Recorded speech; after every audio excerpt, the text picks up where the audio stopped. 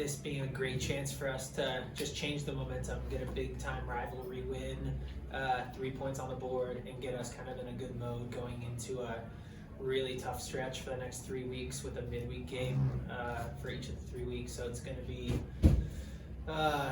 our athletic trainer knows the exact amount of games and how many days, but it's a lot. So this is good for us. Showed a lot of resiliency, given up what I felt like was 2 soft goals. I didn't feel like they had a ton of chances. So if we can shore that up, obviously our offense and our attack scoring is huge for us. So a lot of positives for sure to take from this game. Still things to clean up, but a lot of positives. Just showing that resiliency, that grind, just what does it show about this group, like during the week, that willingness to turn things around and just clean up those things that are still there, but just fighting to get that win?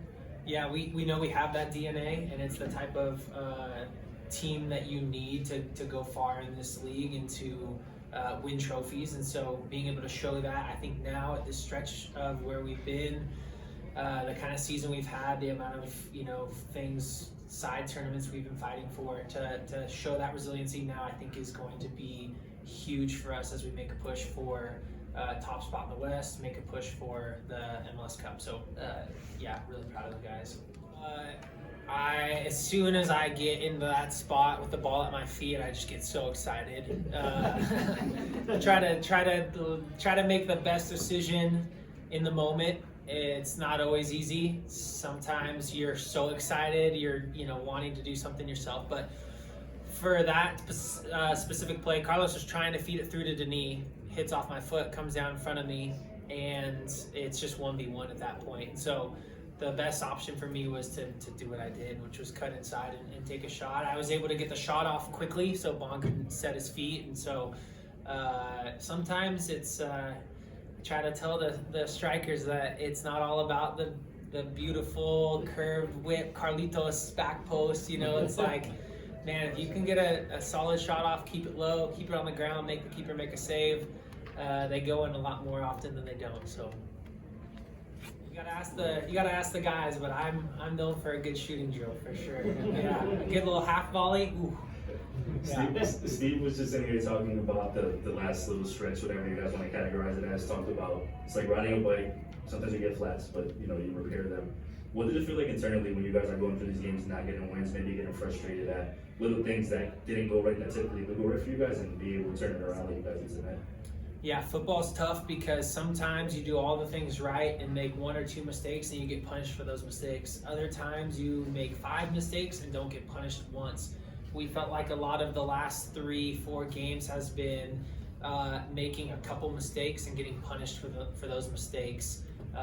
And sometimes you just have to put your hands up and say that's football. We also felt like in those games, even with the mistakes, we had ample chances to still win and put away goals that we weren't finishing, which is just not like us, getting some very clear chances and not being able to put it in the back of the net. I think there's all of that momentum that comes from not scoring, from giving up a goal, all those things. And so there's just moments in football where those things aren't clicking, and we believe in who we are as a club, who we are as a team, and so we just knew if we can get back to those basics, we feel like we can still beat any team in this league, and that we're the team to beat in this league. So it's about just kind of cleaning up those mistakes, getting back to the basics, back to what we do well, and I think we showed a lot of that tonight. We might have to be here for a half hour. Let me talk about Max Crepeau. This guy is unbelievable in every sense of the word. His work ethic, his professionalism. The guy has been grinding for the better part of a year now, trying to get back on the field. There's not an ounce of ego in this guy. He's not afraid to step in and play with LAFC 2. He's not afraid to go on a road trip to Timbuktu and with a rotating squad of guys that he knows 25% of their names type of thing. And he shows up there, he's the captain, he's the leader. He's coming back with just all the stories about the way he's bringing the team together. And you see, I think you see 95% of players in those moments wanting to start with the first team, wanting to be the man again, wanting to just get like thrown right back in the mix. And with Max, it was like, no, he would do anything he could to prepare himself, help the team be in the right spot when his name was called. And I mean, you can see it today. The guy is just, he's just an amazing keeper. He just looks so natural back there, so good with his feet. So, I mean, I could go on all day, but this guy is one of my favorite teammates I've ever played with. I just respect him to his core, and having a leader like that back, I think is huge. I also want to just make the point too that John McCarthy's been phenomenal. So it's not even like a him or him type of thing, but just that.